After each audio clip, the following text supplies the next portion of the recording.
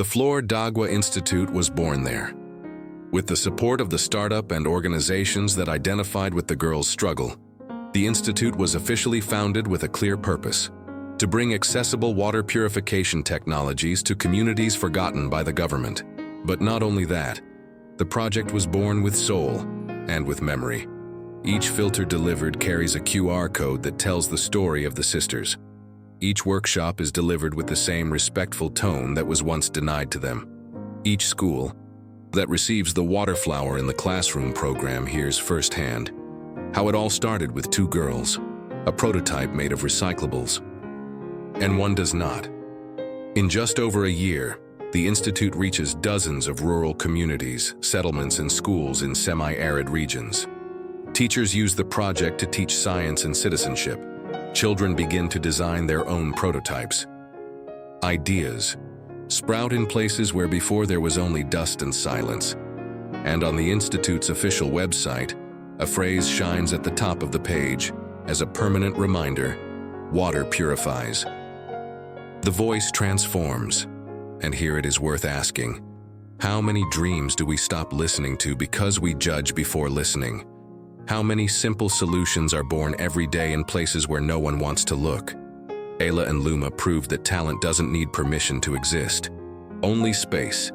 And when that space is denied, they build it themselves, with filter, with courage, and with a voice that will never be silenced. Ayla and Luma's story is not just about two black girls with a school project.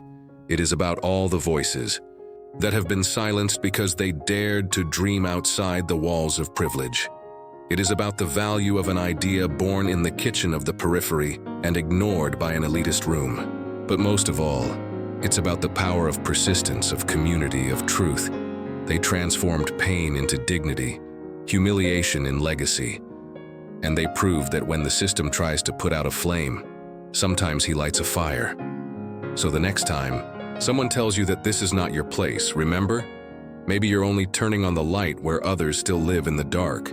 If this story touched you, share it now with someone who needs to remember their value. And it doesn't stop there. Click on the next video to find out how a child ignored by a billionaire at a luxury restaurant ended up becoming the CEO of the largest social program in the country. Spoiler: her first word in this video will chill even those who don't believe in destiny. Watch it before they go out. Ayla and Luma watched from the sidelines, in silence. When they tried to go on stage to contest, a school official firmly intercepted them. "You are not part of the official team. Go back to the support room." There, among tarpaulins and boxes, the girls understood what they were trying to do with them: erase. But how do you erase an idea that was born of pain and hope? How do you erase small hands that built a dream with pieces of bottle and love for their grandmother? And above all, how silent is those who have learned to speak? With the eyes, with the gesture, with the resistance. They looked at each other, and they knew that there was no point in screaming there. Not on that stolen stage, not in that system that pretended inclusion, but distributed prizes to keep everything in the same place. But would the world believe a truth spoken without a microphone? Or would it be necessary to find another stage, one where no one could silence them again? Because the greatest presentation was yet to come, and this time it would be with a global audience. That same night, without a stage, without spotlights, but with their hearts beating like never before, Ayla and Luma made a decision that would change everything. Sitting in the small room shared with their grandmother, their eyes still burning from the injustice experienced hours before, they took the simple cell phone they had and started recording. Nothing rehearsed, nothing produced, only the truth, raw and courageous. They showed the backstage. They showed the original drawing made by Luma. They showed the form sent by teacher Sonia. They showed mainly what they could not say on stage. Ayla held the prototype in her hands. Luma spoke looking straight at the camera. "This project has name, and he started with us. They didn't ask for money, they did not ask for help. They only asked to be seen, and they were." The hashtag used in the video, #LasExistem, started small, like a whisper on social media. But in less than 24 hours, it became a collective cry. Influencers from the scientific world, artists, teachers, mothers, students, everyone started sharing. The indignation turned into a wave. The girls' courage became a symbol. Newspapers began to call. TV shows wanted interviews. But the school remained silent. And this only inflamed the movement even more. The question echoed from all sides. How many Ayla and Luma are out there, invisible every day? How many genius projects are silenced because they do not fit the aesthetics of privilege? And there, in that digital maelstrom, a certainty emerged. The system could try to erase. But now, the world had turned on the light. 3 days after the explosion on the networks, as the school tried to contain the crisis and keep its facade intact, a new message reached the girls' inboxes. It was from an environmental startup, led by Black women, engineers, researchers, scientists who, years ago, were also silenced. The email was direct but exciting. "You don't need to borrow a stage, come build yours with us." Ayla and Luma looked at each other. The grandmother, Dona Valda, read the message aloud and wiped her eyes. For the first time in weeks, there was not only an opportunity, but respect, dignity, recognition. They were received at the startup's headquarters as true authors. They had access to equipment, technical guidance, and most importantly, creative freedom. The original idea of the E-filter was refined, tested, adapted to different contexts. Rural areas, public schools, emergency shelters, and with each new version, their name was printed on the bottle, not as an institutional partnership, but as creators. The project has become a national reference. NGOs have begun to use it in educational campaigns. Schools from different regions asked for workshops with the girls. And Ayla and Luma, even shy, learned to occupy this new space with a firm voice. And here a new question arises. How many talents would be revealed if, instead of barriers, we offered bridges? If, instead of scornful laughter, we offered attentive ears? The answer began to emerge in the form of clean water, in the form of a Black girl being called a researcher, in the form of real change, with a name, surname, and identity that is no longer erased. Months later, the school where it all began decided to do something unexpected. Invite Ayla and Luma to a lecture at the end of the school year. The invitation came formal, letterheaded, with carefully chosen words. But would he be sincere, or just an attempt to clean up the tarnished image after the repercussion of the scandal? Dona Valda looked at her granddaughters and said what they already knew. "It's your decision, but remember, whoever is silent today shouts tomorrow," and they accepted. That morning, the twins arrived calmly, simple but firm clothes, in hand the original prototype. On the pen drive, the photos of all the communities that had already received the filter. In the eyes, the weight of those who carry memories and the power to rewrite their own history. When they went up on the same stage where they had been humiliated months earlier, the silence was absolute. No laughter, no whispering. The coordinator, sitting in the audience, did not look up, but it didn't come out either. Ayla began the presentation with a question. "How many of you have drunk clean water today?" And Luma added, "Now think about those who never had that choice." For 20 minutes, they showed data, images, reports of children who went back to school after the filter reached their schools. They showed the video that went viral. They showed how pain turns into purpose when he finds space. In the end, no one applauded immediately, but then, almost organically, a student stood up, then another, and one more, until the entire auditorium gave a standing ovation. Teachers were crying. Some students shouted their names, and at that moment, without needing to say it, the message was given. It was no longer just two students with a project. They were two voices that finally were heard. And the most surprising, it was just the beginning of what they were still about to build. Time passed, but Ayla and Luma's story didn't stay stuck in the school episode. It blossomed. It grew in silence and then in voice. And it turned into something even bigger than any award, any lecture, or any hashtag.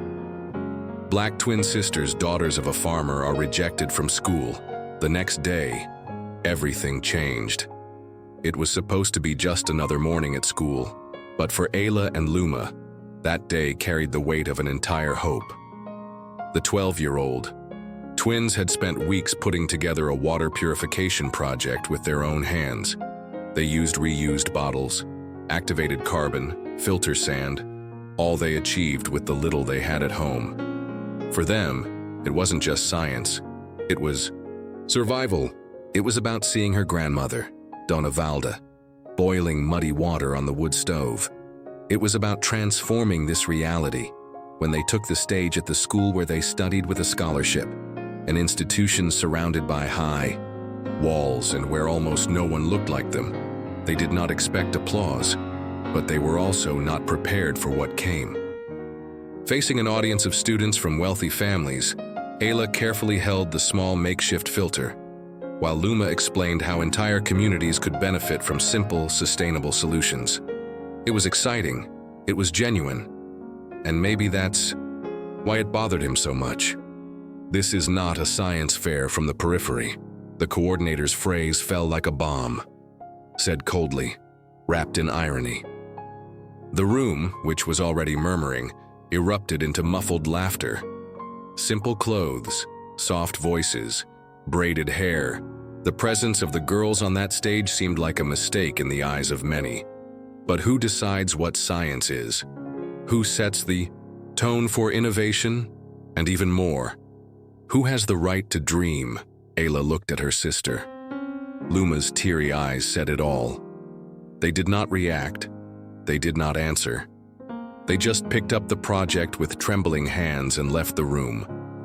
There were no screams, nor protests, just a dry silence, a burning silence. But what exactly was being burned there? The courage? Dignity? Or would it be the chance to transform the school, and who knows the world, from a glass of clean water, and what no one knew? It's just that what started as shame was about to become history, because there are silences that are short-lived, and there are silences that are ready to scream. Sometimes what seems like the end, it's just the beginning of something that no one expected. The school was already empty. The corridors, once full of footsteps and suppressed laughter, now held the echo of the humiliation experienced by Ayla and Luma that morning. But one person stood there, even after the bell. Sonia, chemistry teacher. Someone used to listening, more than talking, and to observe. She saw the girl's eyes fading. He saw the contempt disguised as authority. He saw the room laugh, and something inside her broke. Sonia knew exactly what that pain meant, because years ago she was also the girl in the simple uniform, the girl who didn't fit the model school portrait. And now, as an educator, she refused to be complicit, but how to help it without being silenced as well? That same night, contrary to rules and expectations, Sonia crossed the alleys of the community where Ayla and Luma lived. At every step, he felt the weight of what he was carrying in his hands. The original form of the innovation contest. The real one, the one that the board had lost, or rather, hidden. Why do so many promising ideas disappear before reaching the stage? Dona Valda opened the gate with a suspicious but gentle look. Sonia smiled, entered. He found the girls sitting at the table, crestfallen, surrounded by open books and crumpled hope. She then placed the paper on the table, and he said quietly, as if planting a seed, "You are exactly the future they are afraid to see." And what did she mean by that? Why so much fear of two girls with a clean and brave idea? Why hide a simple form? At that moment, Ayla and Luma didn't understand everything, but they felt something ignite. He was small, almost shy, but it was fire again. Because where there is a voice that resists in silence, there is always another about to speak louder. The next morning, something strange hung in the air. The school, known for its tight control and impeccable routine, seemed hesitant. The students whispered in the corridors. The teachers looked towards the gate with indecipherable expressions. What was going on? It was then that a black SUV stopped in front of the main entrance. It was not common to see this type of vehicle there, even less when, right behind, an official car arrived with golden coats of arms on the side.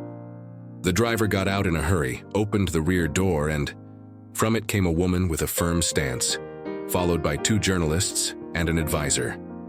Everyone asked the same thing. Where are the girls in the water project? Inside the school, the name was not said, but everyone knew Ayla and Luma. The twins at that moment were in the library away from the hubbub. They had chosen silence as a shelter, until they were called urgently. They climbed hesitantly, holding hands, without imagining what awaited them. At the entrance to the meeting room, the mysterious figure approached, smiled with his eyes, and said something that no one there would forget. I got to know your work through a video, and I don't just want to sponsor this project. I want the world to know about it. She was the president of an international environmental justice foundation, a woman known for financing revolutionary initiatives in vulnerable regions. And now, she was there because of 2 girls who had been silenced. But was the school prepared for this turnaround? The coordinator who had mocked them the day before was present, sitting motionless, with her eyes fixed on the girls. Not a word came out of his mouth. No excuse, no request for forgiveness, only silence. But this time, a different silence. That of someone who realizes that he has lost something that he should never have tried to erase. And have you noticed? Sometimes all it takes is one door to open, so that the whole world can see who has always been there, just waiting to be noticed.